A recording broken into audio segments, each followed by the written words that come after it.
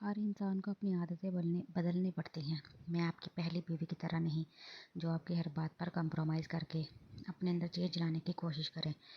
हैरत हरम की बात पर अब की बार फिर बहराम काफ़ी देर तक खामोशी से उसका चेहरा देखता रहा, फिर बिना कुछ बोले मुस्कुराता हुआ चाय पीने लगा। हरम ने भी सोच लिया था अगर वो ऐसा है तो अब वो भी अपने रवैये में लचक नहीं लाएगी, मगर बहराम को मुस्कुराता हुआ देखकर वो दब गई। बहुत खुशी हो रही है। बार बार अपनी प्यारी बीवी का जिक्र सुनकर हरम के बोलने का अंदाज ही ऐसा था कि बहराम उसकी बात पर बेसाख्ता हंस दिया। मैंने रवायती शौहरों वाला सलूक नहीं किया तुम्हारे साथ कि तुम्हारी मंगनी का मालूम होने के बाद तुम्हें तुम्हारे मंगेतर के ताने दूँ, लेकिन तुम तो मुझे ढंग से नाश्ता भी नहीं करने दे रही हो। रवायती बीवियों की तरह बात बात पर मुझे मेरी पहली बीवी के ताने दे रही हो, और यकीन जानो ऐसा करते हुए तुम इस वक्त बिल्कुल अपनी नुज़हत चची की जैसी लग रही हो। बहराम मस्तफा से बोला तो हरम अपने ओवर रिएक्ट का खुद ही शर्मिंदा हो गई। इतने में दरवाजे की डोरबेल बजी। इससे पहले कि वह कुर्सी से उठकर दरवाज़ा खोलता, हरम खुद उठकर दरवाज़ा खोलने चली गई। बहराम खुद भी कुर्सी से सोचते हुए उठा, इतनी सुबह भला कौन आ सकता है? ये कौन है? आप किससे मिलना है? हरम अपने बालों की लटकान के पीछे करते हुए आने वाले से पूछने लगी, जो स्टेचू बना हुआ उसे हैरत से घूरे जा रहा था। अफान, तुम यहाँ इतनी सुबह? खैरियत तो है? अपनी पुश्त से हरम को बहराम की आवाज़ सुनाई दी, मगर अफान ने सिर्फ एक नज़र बहराम पर डाली थी। वो अभी भी हैरत होकर हरम को देख रहा था, जिस पर हरम को सामने खड़े लड़के पर हैरत होने लगी। वो बिना कुछ बोले वहाँ से अंदर चली गई। अफान अभी भी हरम की पुश्त को घूर रहा था। तब बहराम ने उसको टोका, मेरी बीवी को घूरना बंद करो। बहराम अब की बार अफान को जताता हुआ बोला। बहराम समझ चुका था अफान की हैरत की वजह क्या थी। वो हरम को एंजल समझ रहा था। Sorry, I am sorry sir. दरअसल मैं इतना ज़्यादा हैरान हूँ आपको आपकी मिसेज के साथ देखकर। अफान ने होश में आकर माजरत करते हुए बहराम को वजाहत देनी चाहिए। अंदर आ जाओ, फिर बात करते हैं। बहराम अफान की बात पर बोला और उसको अंदर आने की दावत देकर ड्राइंग रूम में चला आया। दरअसल मैं आपको यही शॉकिंग न्यूज़ बनाने के लिए आया था कि आपकी वाइफ जिंदा है, मगर यहाँ आकर आपको उनके साथ देखकर मैं खुद शॉक्ड हो गया। अफान बहराम को अपने आने की वजह बताने लगा, मगर बहराम अफान की बात सुनकर सच में बुरी तरह चौंका। कब और कहाँ देखा था तुमने एंजल को? बहराम का लहजा धीमा मगर तजस्सुस लिए हुए था। बहराम के सवाल पर अफान बहराम के तासरात देखने लगा। उसकी बीवी उसके पास ही तो थी, फिर भला बहराम को इतना तजस्सुस? कल मरीना क्लब में एक प्रोग्राम की रिकॉर्डिंग करने के लिए गया था, वहीं आपकी मिसेज भी मौजूद थी। टाइम कुछ रात के 12 साढ़े 12 बजे के दरमियान था। अफान बहराम को बताने लगा, मगर उसे बहराम पर हैरत हुई। उसने खुद बहराम को सारे सबूत दिए थे एंजल के खिलाफ, जिसे देखने के बावजूद मजबूब न्याजी की कैब से अब तक ताल्लुक़ रखा हुआ था। शायद सच्चाई इश्क इसी को कहते हैं। अफान ने दिल ही दिल में सोचा, मगर कुछ बोलने की हिम्मत नहीं की। यानी मेरा शक सही निकला। हॉस्पिटल से डेड बॉडी का गायब हो जाना मतलब वो जिंदा है। बहराम सोचता हुआ आहिस्ता आवाज़ में बोला, कल रात वो हरम को उसके चचा के घर से अपने साथ ले आया था, और 12 बजे से हरम उसके साथ इसी फ्लैट में मौजूद थी। बहराम की बात पर अफान कंफ्यूज होकर बहराम को देखने लगा। तब बहराम ने अफान की गलतफहमी को दूर करना ज़रूरी समझा। ये एंजल नहीं है जिसे तुमने अभी देखा है। एंजल की हम शक्ल में मेरी दूसरी बीवी हरम है। एंजल वो थी जिसे कल रात तुमने देखा है। बहराम की बात सुनकर अफान हाँ बना हुआ बहराम को देखने लगा। ओ मेरे खुदा, ये तुम हो एंजल? जख्मी हालत में जब उसे स्ट्रेचर पर हॉस्पिटल के एमरजेंसी वार्ड में लाया गया था, तब डॉक्टर शाज़मीन उसे देखकर हैरत जता होकर बोली। एंजल ने दर्द से कराहते हुए अपनी आंखें खोली तो शनासा सा चेहरा अपने सामने पाया।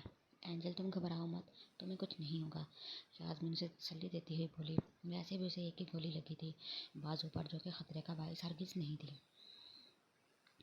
वो मुझे दोबारा मार डालेगा शाज़मीन, अगर उसे मालूम हो गया कि मैं बच गई हूँ। एंजल खौफ के मारे गहरे सांस लेती हुई बोली।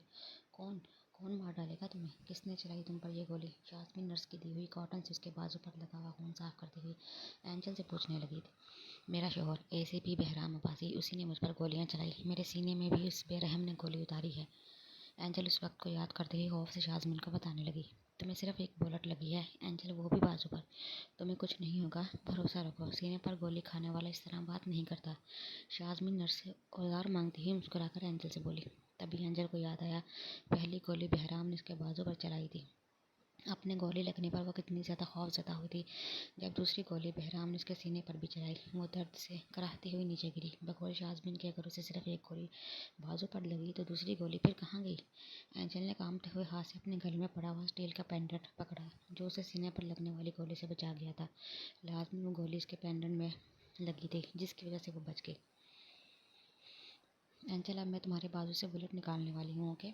شازمین نے اسے ذہنی طور پر تیار کیا تو اینجل نے شازمین کا ہاتھ زور سے پکڑ لیا۔ کیا تم میرا ایک کام کر سکتی ہو؟ وہ کام ذرا سا رسکی ہے مگر اس کے بدلے میں زندگی بھر تمہاری احسان مند رہوں گی۔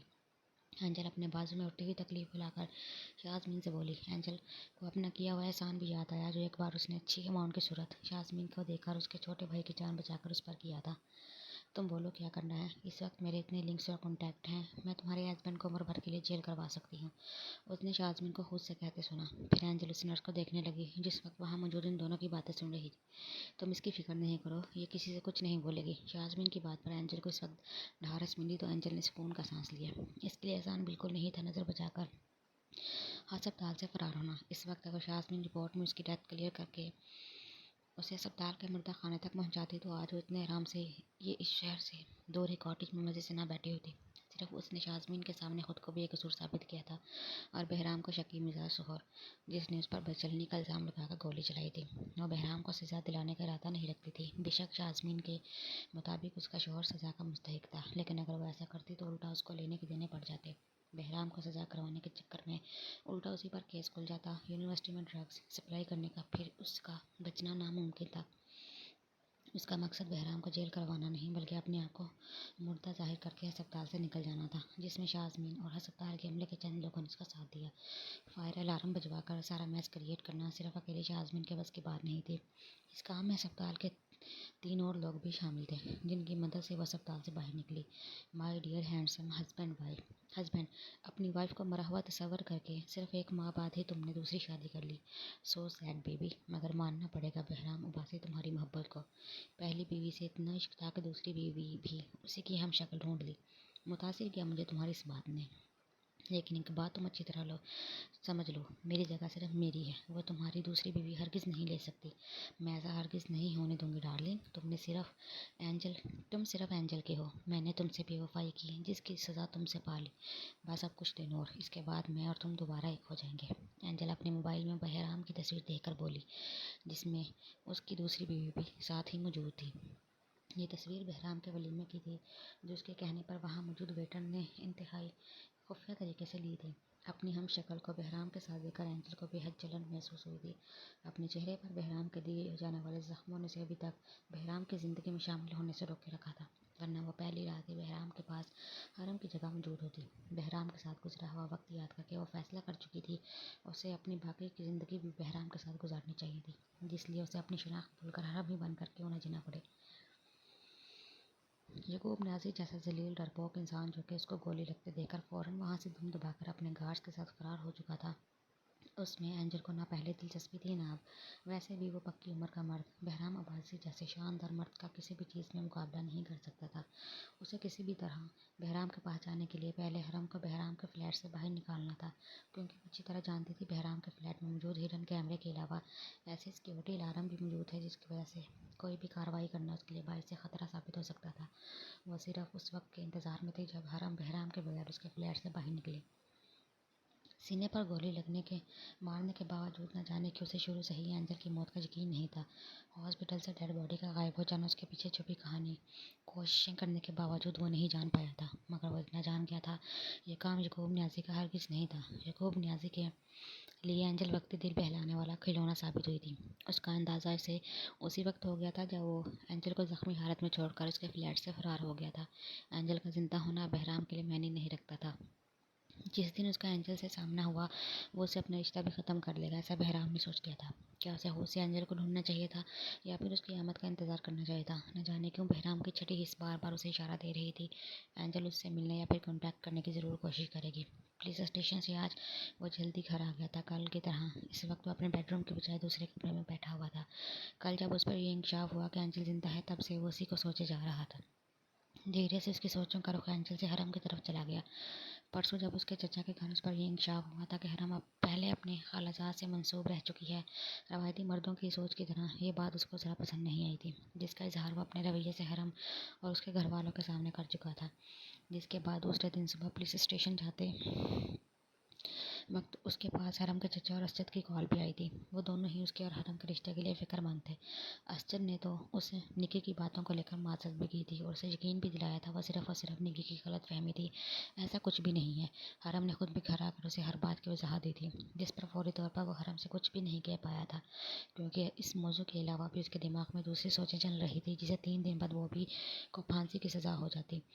یعقوب نیازی کو ان دنوں اتنا خاموش ہو کر بیٹھنا بھی عام بات نہیں تھی۔ وہ اتنی آسانی سے اپنے بھائی کو مرنے نہیں دے گا۔ بہرام کو اس بات کا اچھی طرح اندازہ تھا۔ جب وہ اسپتال میں زخمی حالت میں تھا تب بھی یعقوب نیازی نے جان توڑ کر کوشش کی تھی کہ وہ کسی طرح پتہ لگا لے کہ بہرام نے اس کے بھائی کو کہاں چھپایا ہوا تھا۔ اس وقت یعقوب نیازی کیا سوچ بیٹھا تھا، اسے خبر نہیں تھی۔ ان دنوں اسے اپنی جان سے زیادہ اسے اس رشتے کی پرواہ تھی جو رشتہ اس کی بہن اسے جوڑ کر گئی تھی، لیکن حرم اس کے پاس فلیٹ میں محفوظ تھی۔ یہی ساری باتیں وہ سوچ رہا تھا تب حرم تیسری مرتبہ کمرے میں آئی۔ آپ کو کھانا کھانا ہے یا یوں ہی پہلی بیوی کی یادوں میں کھوئے رہنا ہے؟ بہرام حرم کی بات پر چونکا، پھر اس کے جملے پر غور کرتا اسے گھورنے لگا، مگر حرم اس کے گھورنے کی پرواہ کیے بغیر کمرے سے چلی گئی۔ مرنے والی تو خود قبر میں چلی گئی ہے اور یہ مصوف اس کی یادوں کا سکون منا رہے ہیں۔ میں تو بیچ میں مفت میں ہی پھنس گئی، جب سے آئے ہیں اس کی یادوں میں گم ہیں۔ میں تو بس اس گھر میں کھانا بنانے کے لیے آئی ہوں جیسے۔ حرم اپنا دل جلا کر بڑبڑاتی ہوئی بولے جا رہی تھی۔ یہ جانے بغیر اس کے پیچھے آتا بہرام اس کی ساری گفتگو سن چکا تھا۔ وہ لاؤنج میں آ کر اسے جیسے ہی پلٹی، سامنے بہرام کو دیکھ کر اس کی زبان کو بریک لگا۔ زبان کافی چل رہی ہے تمہاری، کل سے قابو میں رکھو اسے ورنہ مسئلہ کرے گی یہ تمہارے لیے۔ بہرام حرم کو دیکھا سیریس ہو کر اسے وارن کرنے لگا، کیونکہ وہ کل صبح سے اب تک اسے کتنی ہی مرتبہ پہلی بیوی کے طعنے دے چکی تھی، کتنی ساری مرتبہ آپ کو کھانے کے لیے بول کر جا چکی ہوں، مگر آپ نے تو میرے کمرے میں آنے کا کوئی نوٹس ہی نہیں لیا۔ معلوم نہیں کس گہری سوچ میں ڈوبے ہوئے ہیں۔ حرم اسے شکوہ کرتے ہوئے خود کرسی پر بیٹھ گئی، کیونکہ کھانا وہ پہلے ہی ٹیبل پر رکھ چکی تھی۔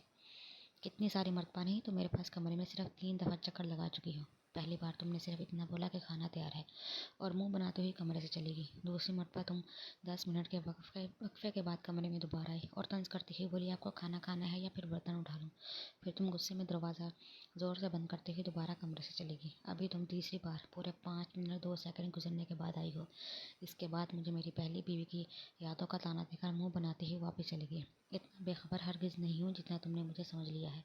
بہرام ایک ایک بات اس کو جتاتا ہوا خود بھی حرم کے سامنے کرسی پر بیٹھ گیا۔ چاول نکالوں آپ کے لیے یا پھر روٹی کھائیں گے؟ وہ بہرام کو کرسی پر بیٹھا ہوا دیکھ کر اسے پوچھنے لگی، جیسے کل صبح سے پڑک پڑک کر ناشتہ اور دوسری چیزیں دے رہی ہو۔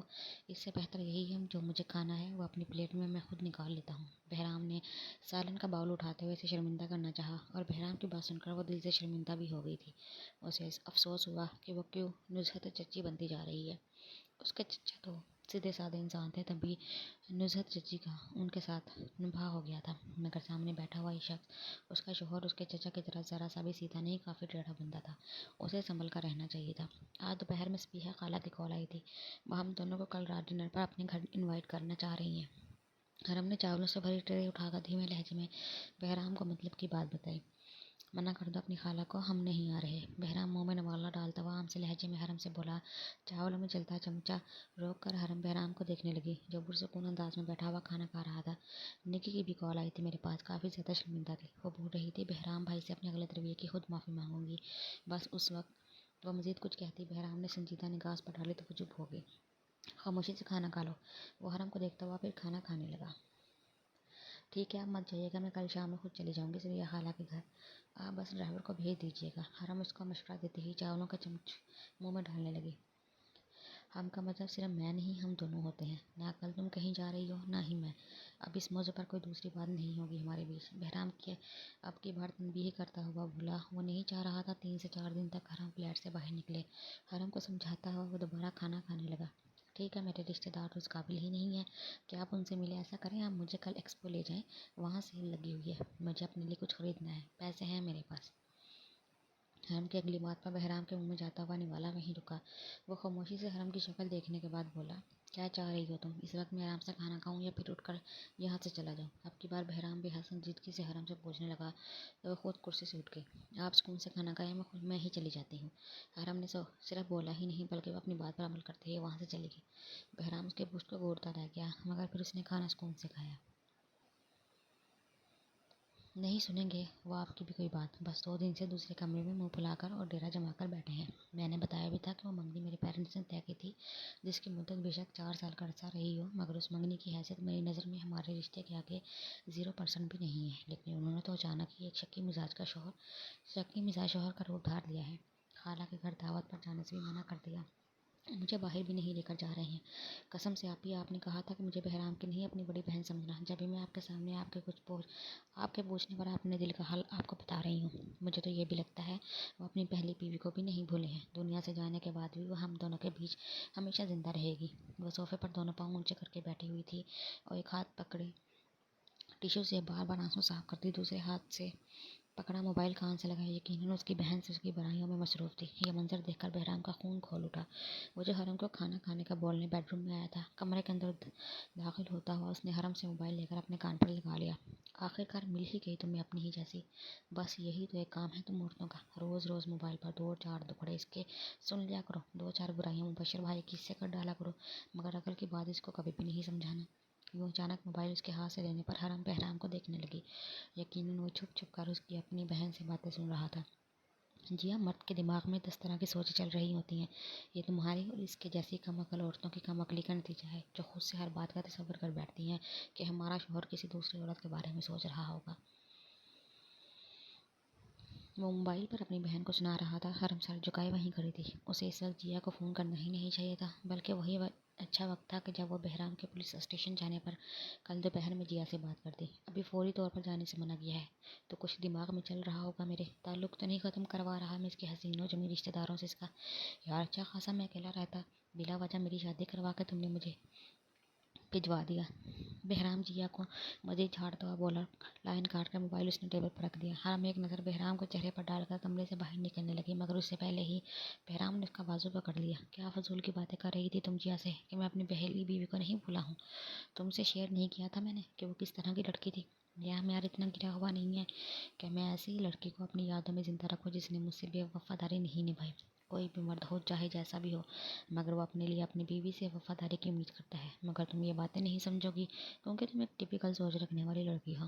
اب اس وقت کمرے سے باہر جانے کی ضرورت نہیں ہے۔ میں تم پر یہ بات ابھی اور اسی وقت واضح کر دینا چاہتا ہوں کہ وہ ہم دونوں کے بیچ اب کہیں بھی نہیں ہے، اور دوسرا یہ کہ میں تمہیں اپنے پاس رکھنا چاہتا ہوں۔ بہرام نے حرم سے بولتے ہوئے اس کے گلے سے دوپٹہ کھینچ کر صوفے پر پھینکا اور حرم کو بیڈ کی طرف دھکیلا۔ حرم ایک دم بہرام کے عمل پر بکھلا گئی۔ بہرام اس کے قریب آ کر حرم پر جھکا۔ کیا ہو گیا ہے آپ کو؟ پیچھے ہٹیں پلیز، حرم ایک دم گھبراتی ہوئی بولی، مگر بہرام اس کی بات انسنی کرتا ہوا حرم کی گردن پر جھکا۔ بہرام کے ہونٹوں کا لمس اپنی گردن پر محسوس کر کے حرم شرمندہ ہو گئی۔ بہرام، میری ان باتوں کا وہ مطلب نہیں تھا، آپ غلط معنوں میں لے رہے ہیں میری بات کو۔ حرم بولتے ہوئی شرم سے پانی پانی ہو گئی۔ وہ شاید اس وقت اس لیے اس کے قریب آیا تاکہ دوبارہ وہ اس کے منہ سے پہلی بیوی کا طعنہ نہ سن سکے۔ باتوں کا جو بھی مطلب ہو، آپ سوچنا کیا؟ تم چاہتی ہو کہ ہم دونوں کے بیچ وہ کبھی نہ آئے، میں بھی یہی چاہتا ہوں، اور جو میں کرنے والا ہوں اس لیے وہ کرنا ضروری بھی ہے۔ وہ بولتا ہوا حرم کی قمیض کندھوں سے نیچے کر چکا تھا۔ ہٹ جائیے بہرام پلیز، پیچھے ہٹ جائیے۔ حرم نے بولتے ہوئے اس کے سینے پر دونوں ہاتھ رکھ کر بہرام کو پیچھے کرنا چاہا۔ نہ جانے وہ اس کو کیسی لڑکی سمجھ رہا تھا جو اس کی غربت کے لیے مری جا رہی تھی، جب بھی اس کی بہن سے اس کی شکایتیں لگا رہی تھی۔ حرم سوچتے ہوئے شرمندہ ہوئے جا رہی تھی۔ بہرام نے اس کے دونوں ہاتھ اسی کی پشت پر لے جا کر اپنے ایک ہاتھ سے مضبوطی سے پکڑے۔ ذرا سا اٹھتا ہوا وہ اپنی پاکٹ سے کچھ نکالنے لگا، جسے دیکھ کر حرم کی آنکھیں پھیل گئی۔ یہ کیا ہے؟ کیا کرنے والے ہیں بہرام آپ میرے ساتھ؟ پلیز چھوڑیں مجھے۔ بہرام کے ہاتھ میں نیڈل کی طرح کوئی نوکدار لمبی سی چیز جو اپنی پاکٹ سے نکالنے کے بعد اس نے حرم کے دل کے پاس رکھی تو حرم کی آنکھیں خوف سے پھیل گئیں اور سانسیں رکنے لگی۔ کبھی کبھی اپنی قیمتی چیز کو اپنے پاس رکھنے کے لیے ایسا کرنا ضروری ہو جاتا ہے۔ سمجھ لو کہ میں تمہارے لیے کوئی رسک نہیں لے سکتا جس کے لیے تمہیں تکلیف دینا ضروری ہے۔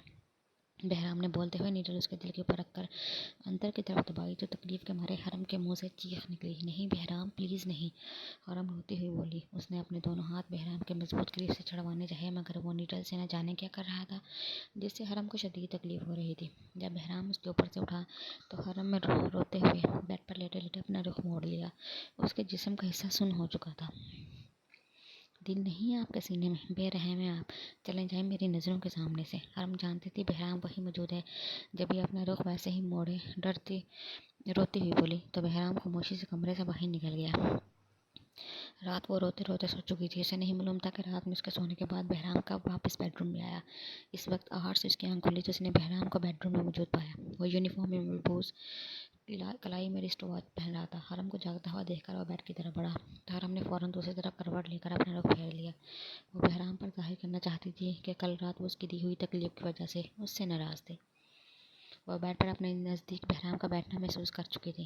اپنے شانے پر بہرام کے ہاتھ کا لمس محسوس کر کے حرم نے آنکھیں بند کر لی. وہ اس کی طرف نہیں دیکھنا چاہتی تھی، نہ ہی اس سے بات کرنا چاہتی تھی. صرف 3 سے 4 دن صبر کر لو، اس کے بعد میں خود تمہیں تمہاری صبیہ خالہ کے گھر لے جاؤں گا، اور جہاں سے چاہو اپنے لیے شاپنگ بھی کر لینا، وہ بھی میرے پیسوں سے. اپنے پیسے تم اپنے پاس سنبھال کے رکھو. بہرام اس سے ناراضگی دور کرنے کی غرض سے سلجھاؤ انداز میں بولا. نہ ہی مجھے اپنی خالہ کے گھر جانا ہے، نہ ہی مجھے شاپنگ کرنی ہے. میں اب صرف اپنے چچا کے گھر جانا چاہتی ہوں، اور اس کے لیے نہ ہی آپ کو ڈرائیور بھیجنے کی ضرورت ہے، نہ ہی میں آپ کو خود زحمت دوں گی. چچا خود آ کر مجھے یہاں سے لے جائیں گے.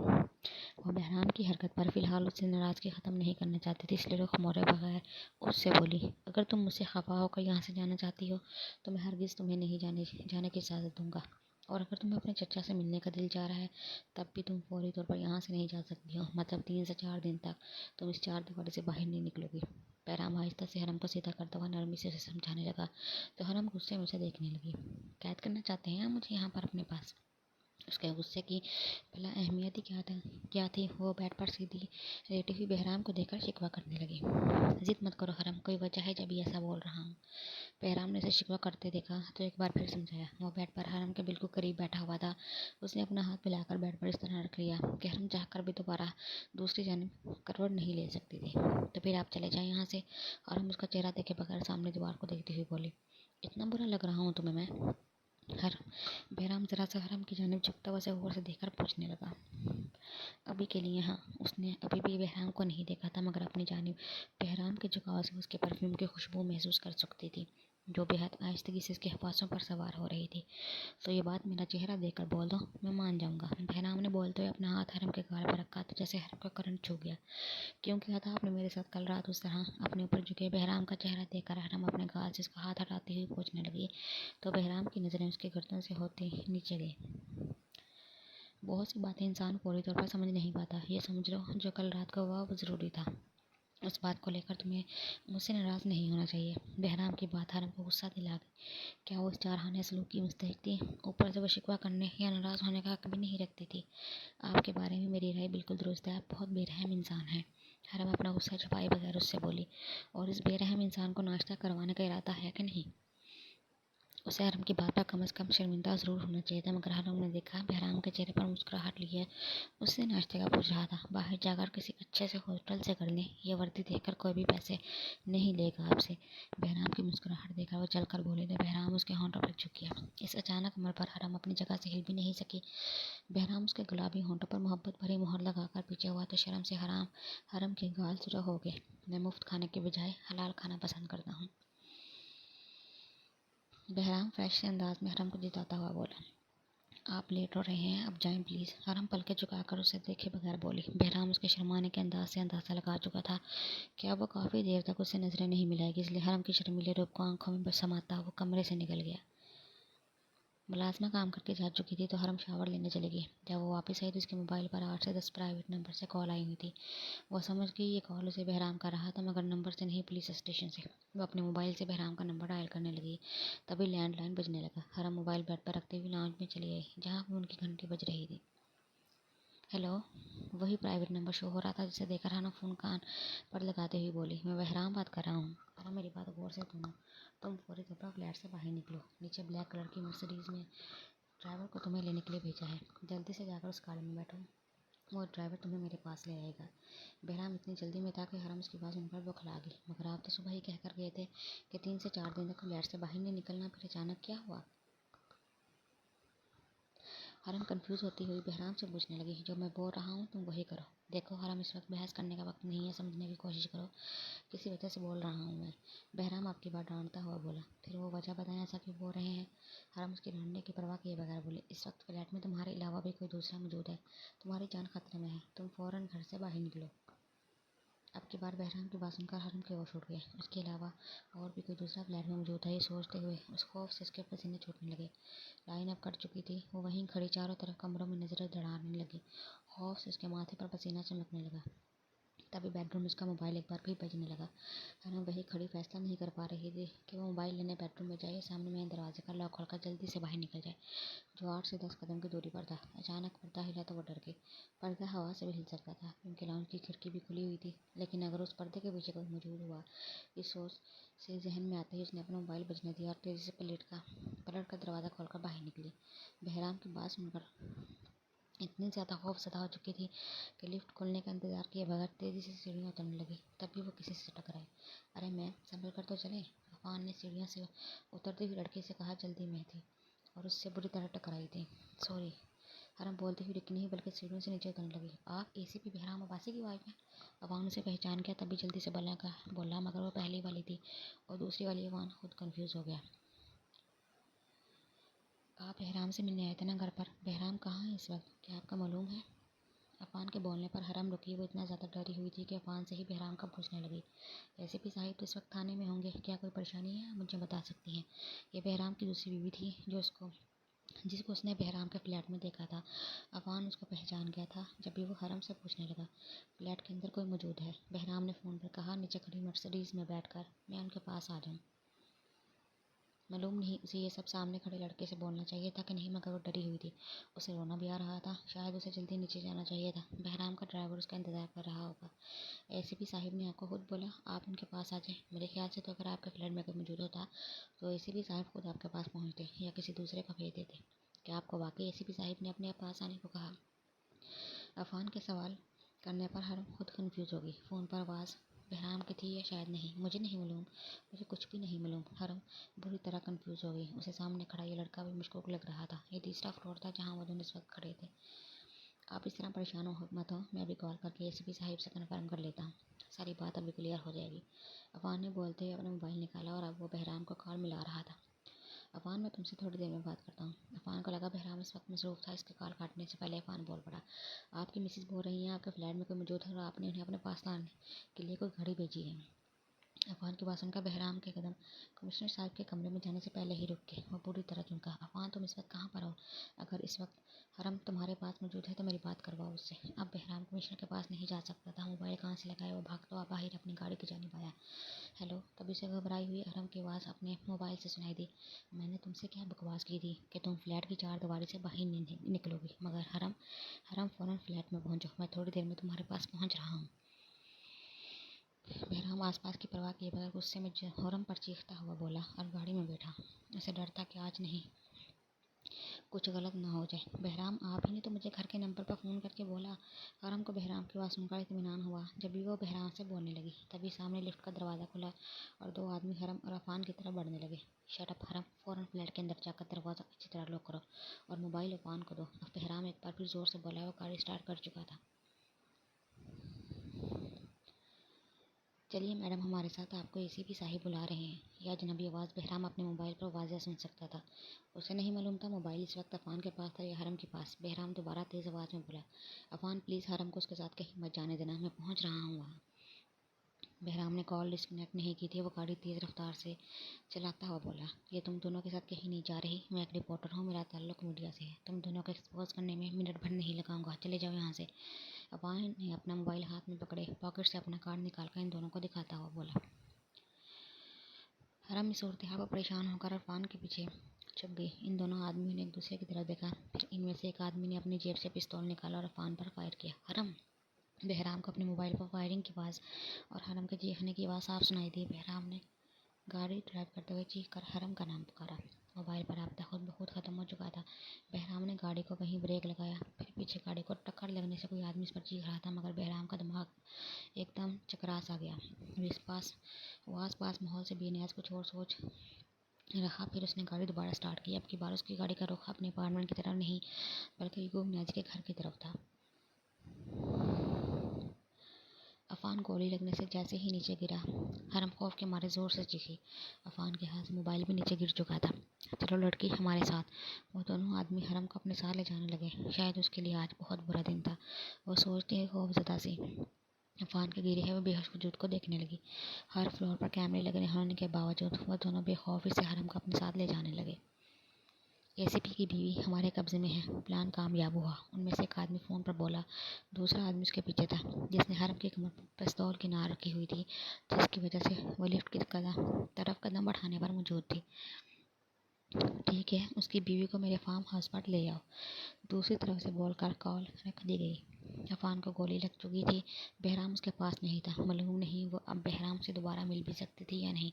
ایک لڑکے کو مار کر وہ دونوں اس کو کہاں لے جا رہے تھے، اس کے ساتھ آگے کیا ہونے والا تھا، یہ ساری باتیں سوچتے ہوئے حرم گاڑی میں بیٹھ گئی۔ گاڑی سٹارٹ ہو کر اپارٹمنٹ سے باہر نکل گئی۔